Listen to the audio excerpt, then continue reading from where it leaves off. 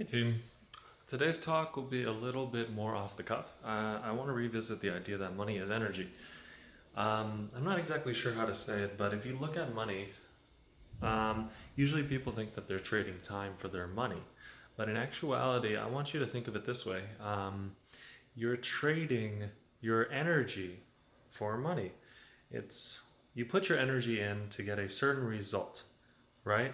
And whether or not you are putting in energy or you're putting in money to generate that result, it is the result that will give you the money. So usually most people use money as a form of energy so that they don't have to do something. For instance, if you're buying an iPhone, you could put in thousands of hours to build your own iPhone, to learn everything that had to go into it, but that's just too much energy. So instead, you and the seller will come to an agreement. You say, here's my energy that I put into work here, and you've put in this energy here. Now we'll make a trade. So it's a trade of energy. Um, so I guess the thing that got me thinking about this is you only have so much energy in a day and in a lifetime.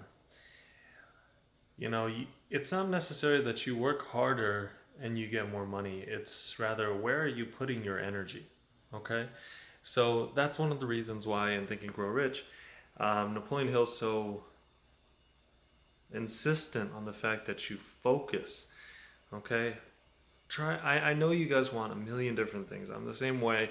I can hardly focus. Usually you're putting energy into either being something better, so maybe you're learning a new skill, or you're putting energy into creating something, which is you building leverage for that energy.